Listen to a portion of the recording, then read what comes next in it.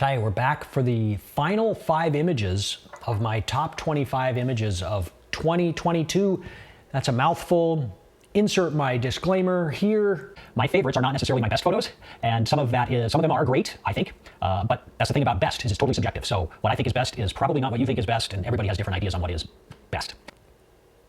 Done with the disclaimer from the first video, let's move on to the images. This is one of our most giant bull moose in the Tetons. And some people name him. I think this is a bull that some people call Fremont, but don't quote me on that because I don't know the names of the bull moose very well. I used to know them better, but I don't know them really anymore. So maybe this is Fremont, maybe not, but he is an absolute stud. He's a huge bull, and he typically only shows up in this area of the park at the end of mating season. So he's off somewhere else mating than the bulls you see all over Instagram and stuff. Those guys, this guy doesn't show up in that area until much later in the season, typically. But anyway, this one is just wonderful. This is the type of image that I love, love, love. Again, it's a magnificent animal in a beautiful environment, and nice and clean, beautiful environment. So this one was the Nikon Z9. He was quite a ways away, and so the 400 millimeter 2.8, but I put a 2x teleconverter on it. So this was shooting at 800 millimeters, f7.1, ISO 800, 1/200th of a second. So this was pretty early. This was like at sunrise, but it was on a dark overcast day.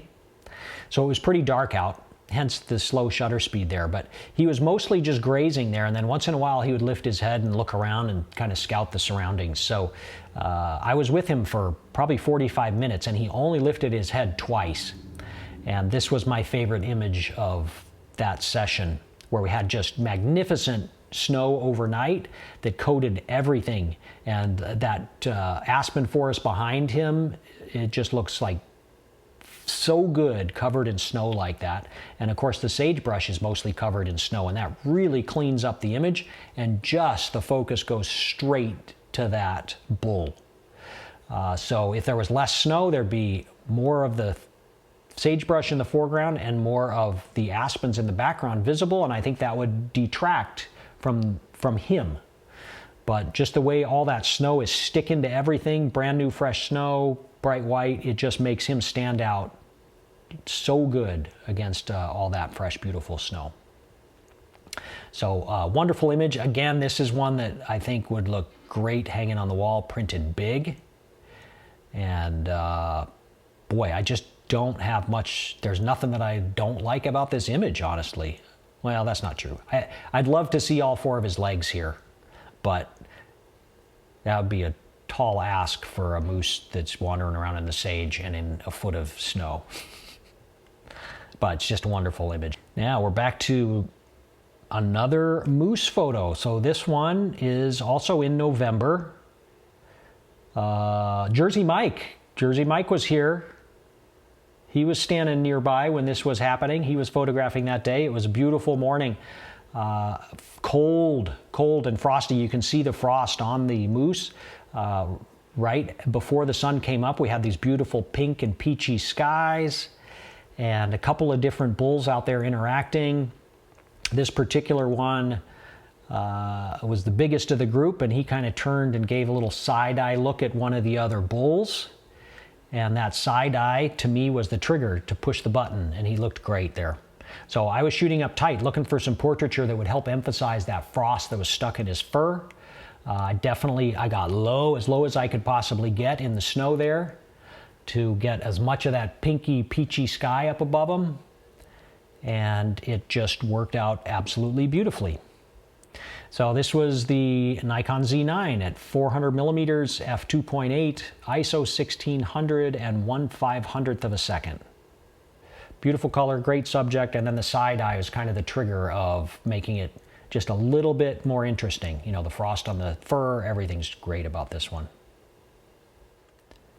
Ooh, so this one, if if I had to make a print right now, this might be the image that I would print. Like a big pano like across there would look awesome.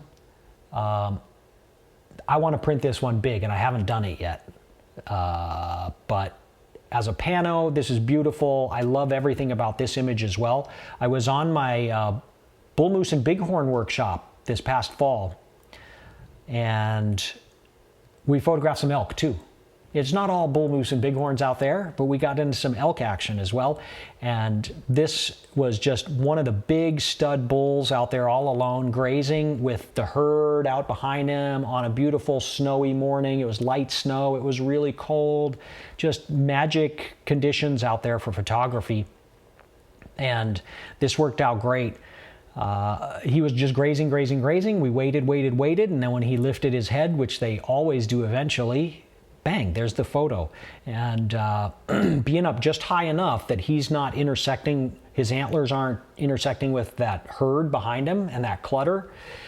Get up just higher. If you get lower here, his antlers are going to intersect with those elk. So get up high enough that those antlers are just clean snow behind them, and then the herd kind of fades out into the distance, you know, behind him, given the depth with the fog and the snowfall. It's just a natural kind of gradient out there.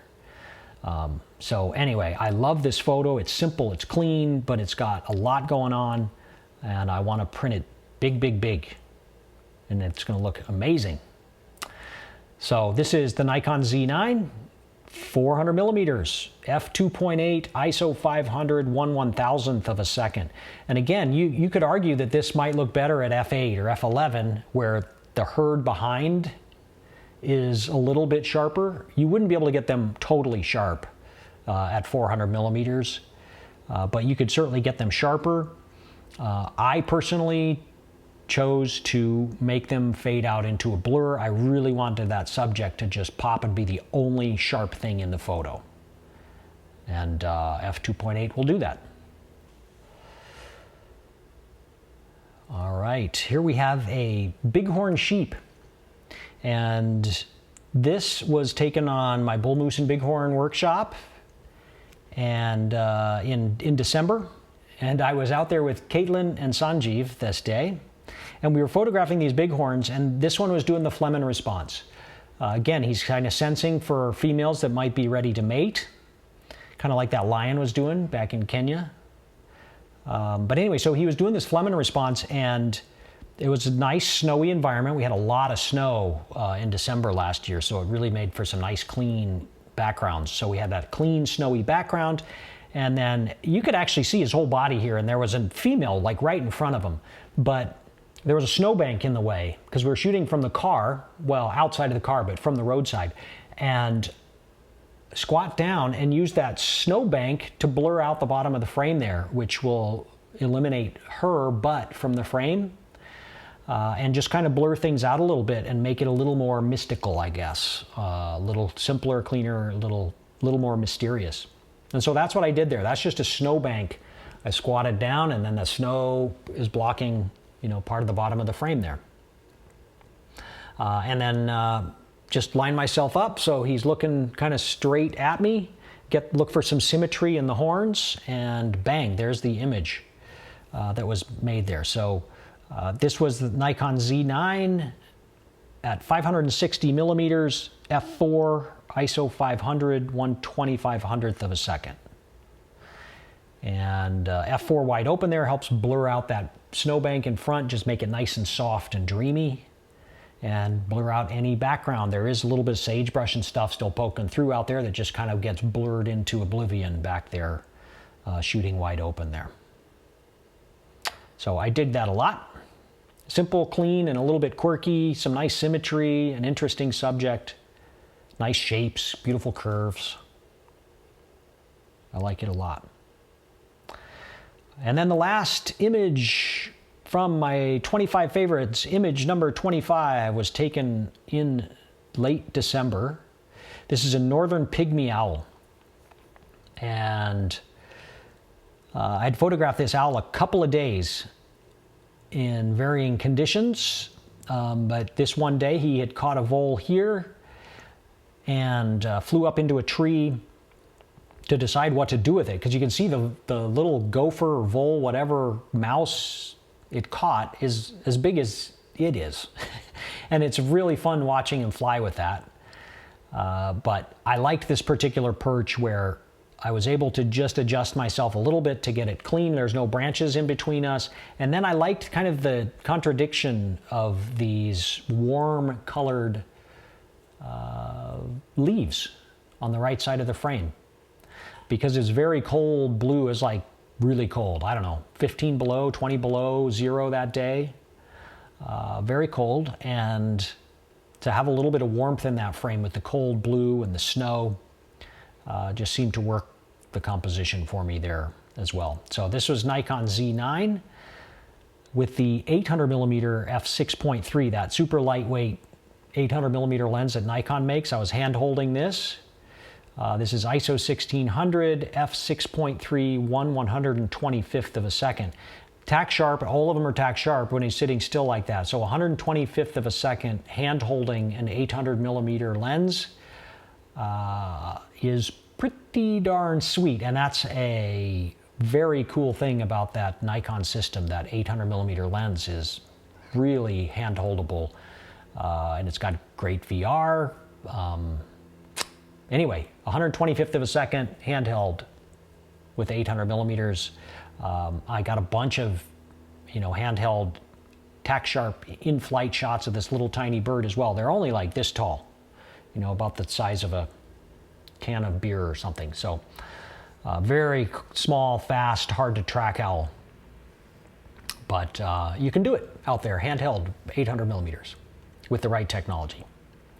So anyway, that's going to wrap up my favorite 25 images of the year. I hope you enjoyed that, and I hope maybe you even learned something from that. But it's always fun. I would encourage all of you to go through and look back, do kind of a yearly review. Even if you don't put something official together like this, go back and look through your images, because it's a really fun exercise to see what you did and didn't do, and it might even spur you to find some images that you didn't think were great when you first took them, but reviewing images at the end of the year, you'll find some gems in there. I almost guarantee it, that you've forgotten about or that you didn't like at the time, but with some distance, they become way more compelling to you. And so I would encourage you to go back and do that as well. Whether you put something formal together like this or not, it's just really helpful, and you can learn a lot from that type of situation. So anyway, thank you for watching this video, and hopefully the previous 4 before this as well. And I'll be making some more videos soon, so keep an eye out for those. And I appreciate you following along. Thanks for all the kind comments and the support, and have a great day. See you on the next video.